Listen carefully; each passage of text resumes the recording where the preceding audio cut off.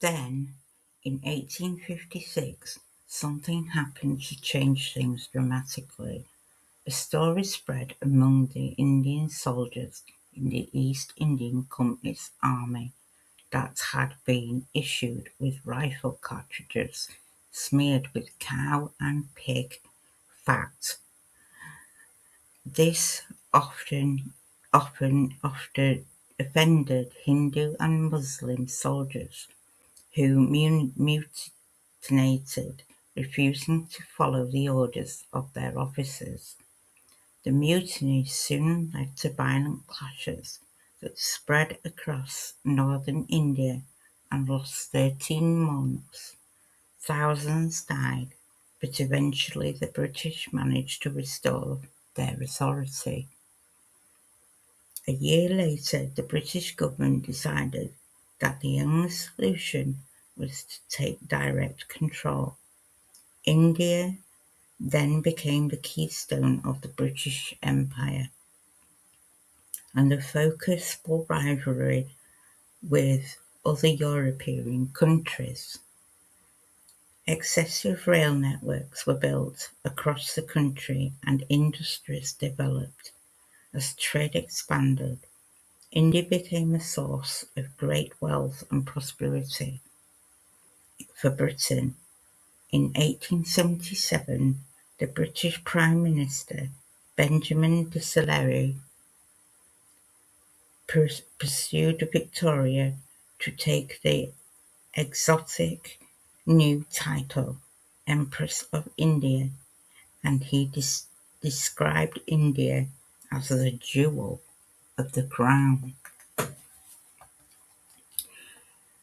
Britain may have been ruled by a woman, but most Victorians believed that a woman's place was in the home, and that the only proper occupations for a woman were marriage and motherhood. The ideal Victorian woman was expected to be an angel in the house, beautiful, modest, victorious, dutiful to her husband, and devoted to her children. She was not supposed to impress her own opinions, and she certainly wasn't supposed to pursue her own career. This ideal was reflected in Victorian fashions, designed to make their hips look wider and their waists smaller. Dresses made women look elegant and emphasized their femininity, but they would have been uncomfortable to move around in, and even more difficult to work in.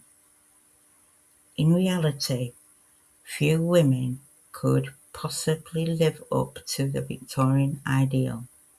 Most were far too poor to afford the latest fashions and needed to take paid work to support their families. Some were able to combine this with cooking, cleaning, and looking after their children by working at home. They took on jobs including dressmaking, taking in other people's laundry, and making things such as boxes and brushes. But most women had to find jobs outside the home.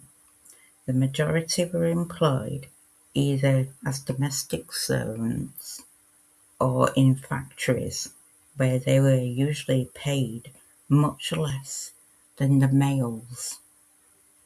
The hours were long, and when they got home, they were still expected to do all the housework chores. Life could be tough, even for women from wealthy families, until 1882. A woman's income and any property she inherited legally belonged to her husband, even if the marriage broke down. Middle-class women only went out to work if they had no husband or parents to support them. but most careers other than teaching or childcare were considered for them. Gradually, in the 19th century, people's attitudes began to change.